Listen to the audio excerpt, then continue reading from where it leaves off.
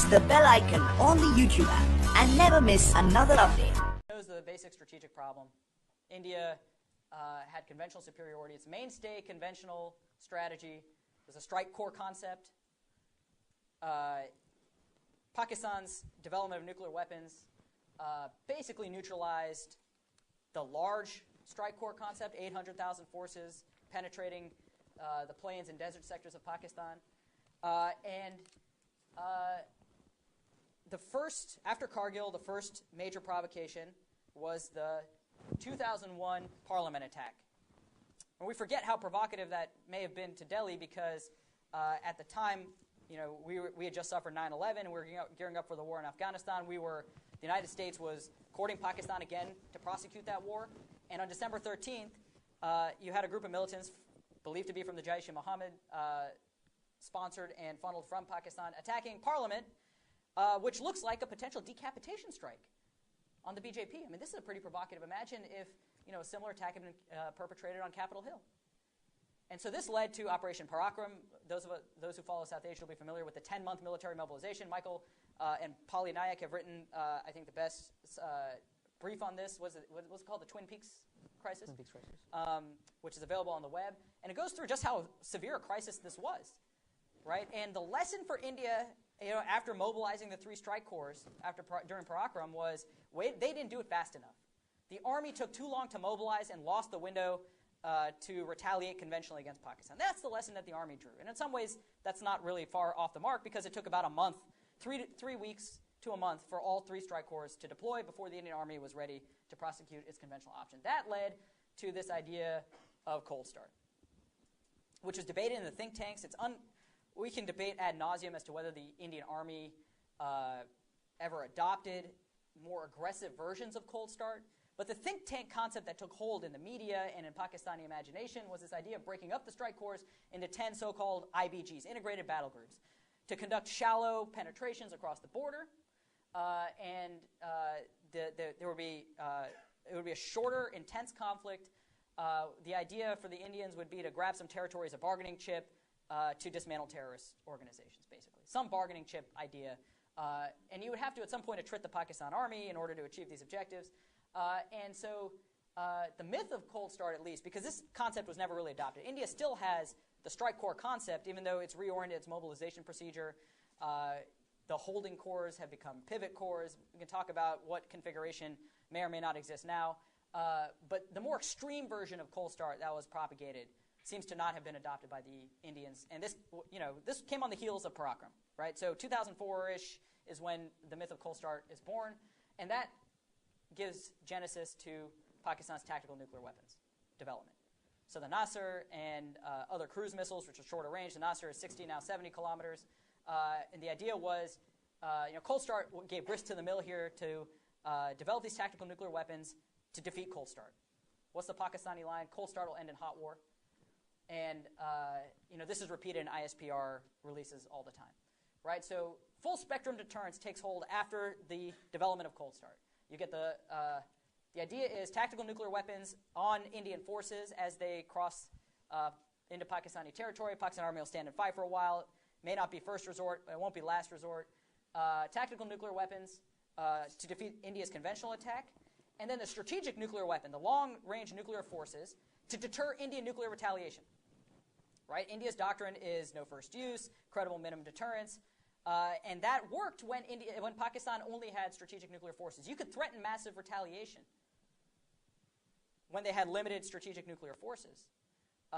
And you could say any use of strategic nuclear weapons would result in massive strategic nuclear retaliation. The problem became with the development of tactical nuclear weapons was the threat of retaliating with 7 strategic nuclear weapons against 7 Pakistani cities in the event where they used a single tactical nuclear weapon on Indian forces who were operating on Pakistani soil, credible. And so Pakistan develops this idea of full spectrum deterrence, right? And the idea is to use strategic nuclear forces to deter the Indian strategic nuclear retaliatory attack. That makes the use of tactical nuclear weapons a war-winning strategy. So we all knew the cycle, right? Terrorist attack believed to be sponsored by Pakistan. India retaliates with some version of cold start. Pakistan uses tactical nuclear weapons on Indian forces, on Indian soil. And India does not have the justification for retaliating with strategic nuclear forces. Then comes the Bombay attack, 2008, right? And this really surfaced the dilemma, right? By 2008, you were supposed to have Cold Start intact. You were supposed to have a credible, conventional retaliatory option. And this was an outrage that was worse than the Parliament attacks. 173 people killed. British citizens, American citizens, Israelis, Indians. So the dilemma is, how do you escape the paralysis of Pakistan's tactical nuclear weapons following a mass casualty provocation? After Bombay, it was clear that there was really no credible ground retaliatory option to strike back with.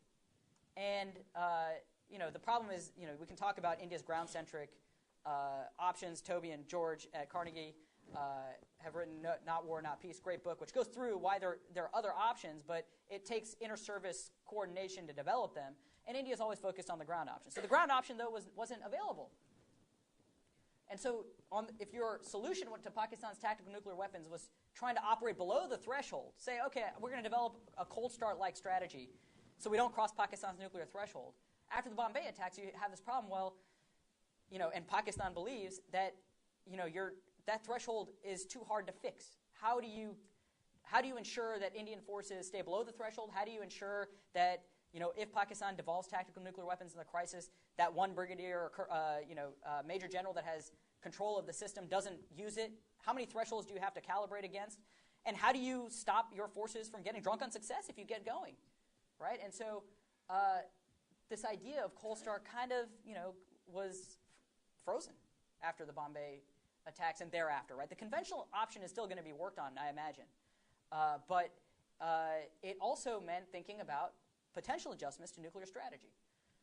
So I'll very quickly walk through the evidence that I presented earlier, and this is not the first time, so anybody can see this on the web. But let's start with the Holy Doctrine. The 2003 official release of the doctrine, only 8 bullet points. This is the only official. There's a draft nuclear doctrine of 1999, which is a long, meandering, at times inconsistent doctrine, which was probably never intended to be released publicly. It was. The only official release is the actual doctrine, right? So there are 3, let's call them 3 core pillars of the official doctrine. Credible minimum deterrence, pillar number 1. Pillar number 2 is no first use, although it is caveated already by bullet point 6 when India leaves open the possibility for retaliating with nuclear weapons against chemical or biological use. And then the third bullet point is, and the third pillar is the idea of massive nuclear retaliation. So this is the doctrine.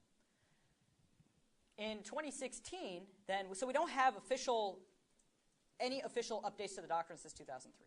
And there's very little writing by authoritative figures about the doctrine. You have some SFC commanders that write after they leave, like Admiral Vijay Shankar, General B.S. Nagal. But in the Indian system, the point person is the National Security Advisor. The coordinator for all nuclear strategy forces and posture is a National Security Advisor. Brajesh Mishra was very powerful, was responsible for the release of the doctrine itself, and the standing up the Strategic Force Command. Then you had several National Security Advisors along the way who managed the force, and then enter Shiv Shankar Menon in the early 2010s. So who says, first of all, that massive retaliation has to be countervalued? The doctrine doesn't say that.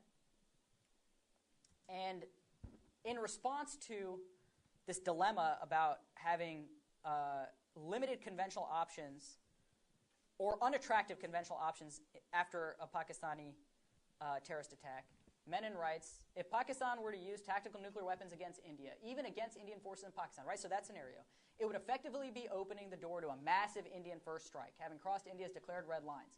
There would be little incentive once Pakistan had taken hostilities to the nuclear level for India to limit its response, since that would only invite further escalation by Pakistan. India would hardly risk giving Pakistan the chance to carry out a massive nuclear strike after the Indian response to Pakistan using tactical nuclear weapons. That sentence is really important. He lays out the logic for not allowing Pakistan to use its long-range strategic force if India were to retaliate with either proportional retaliation or strategic nuclear retaliation. In other words, Pakistani tactical nuclear weapon use would effectively free India to undertake a comprehensive first strike against Pakistan. Now, nuclear jargon, for those of us who have been studying nuclear weapons for a long time, comprehensive first strike it's alarm bells. A very specific meaning. It means strategic nuclear counterforce. So one of the criticisms I got was, Menon didn't really mean, he didn't know what comprehensive first strike meant. He's a pretty sophisticated national security advisor, he's a foreign secretary, ambassador to China. He's been studying this stuff for a long time. And even if you think that, the sentence before it is really important, right? Because he's basically laying out the logic. India would hardly risk giving Pakistan the chance to carry out a massive nuclear strike after the Indian response to Pakistan using tactical nuclear weapons. He's talking about disarming their strategic nuclear force. The Joint Doctrine Indian Armed Forces 2017, which came out after all of this. A couple of things. One, the responsiveness of the force we know has increased over the past several years.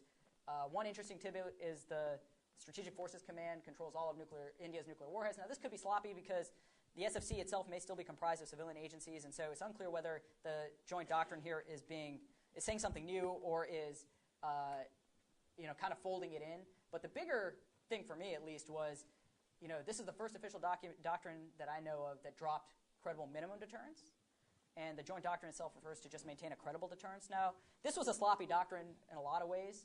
A lot of typos, even in the publicly released version. But given all the kerfuffle over all of this, dropping one of the pillars of the official doctrine in another official release